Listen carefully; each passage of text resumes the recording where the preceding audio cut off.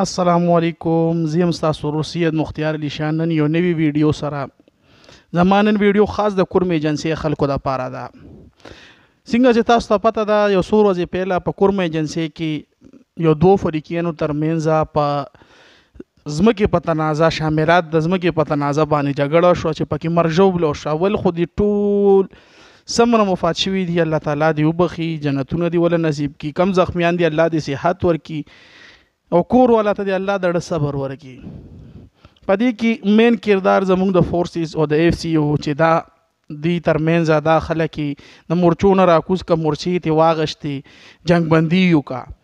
په دې دوران د PTM غړی یو ډرامې باز یو مداري محسن داوړ لاړو تصویران یې ښکا کریډټ خپل نوم ته کولو. په دې کې د ده څه چې د PTM یو غړیم پکې کردار نو. هغې نه پس چې دی راغلی بیا دوباره تلو دا ویډیو تاسو سره زه لږ شیر کوم، دا تاسو وګورئ. یو بل تنختی دي، یو بل تاړام دي، یو بل وجني چې اسې مو ریاست نه پرېږدي چې ریاست نه مونږ لاندې کلار شو بیا په خپلو کې مونږ یو بل وجني. نو خدای رسول ته وګورئ په دې کې ډېر غټ سازش دی، ځکه چې د دې خاورې دښمن چې کوم دی هغه هېڅ شرم نه غواړي چې د خاوره د په امن په اتفاق او په اتحاد پاتې شي او دا د ترقي وکړي. دا به خامخا دغه شانتې شخړې منځته راولي او موږ به په خپلو دوستانو دا سړی دوباره تلو دغه زهر چې کم د په دې چیک پوسټ باندې ودوړول دا زهر تاسو ته کورم ایجنسۍ ته دروړه او ستاسو په ړونو کې ستاسو په وینو کې دا زهر ډکول. ای د کورمي خلکو، د کورمي خلک ډېر غیرتي پښتانه دي، وطن پاله پښتانه دي. که په فوج کې که ځانګړې توګه د کورمي خلکو پاکستان دپاره ډېرې قربانۍ دي.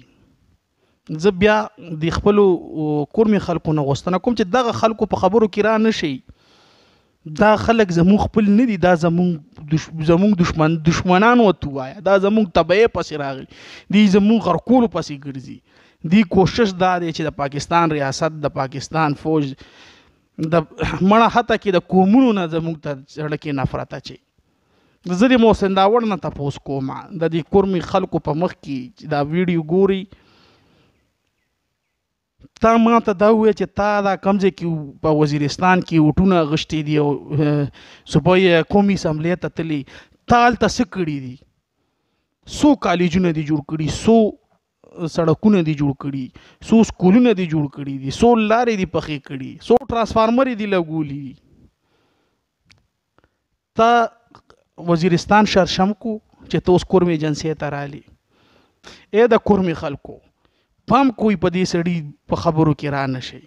دا طبعي ده، دا زموږ طبعیه پسې ګرځي. زه تاسو نه بیا غوښتنه کوم چې دغه خلکو په خبرو کې را نه شئ.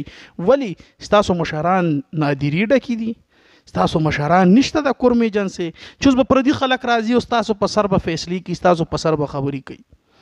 او هغه خلک چې هغه زموږ د طبعیه پسې ګرځي. په اخره کې محسن داوړ ته په یو شعر کې دا خلاصه کوم وی ډېرې د مطلب خبرې، یو خبره دا پکې هر یو به حسین خو که نه وې کربلا پکې.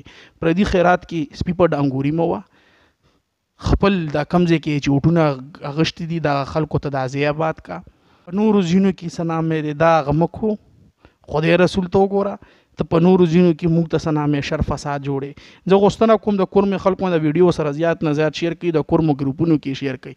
الله په امان.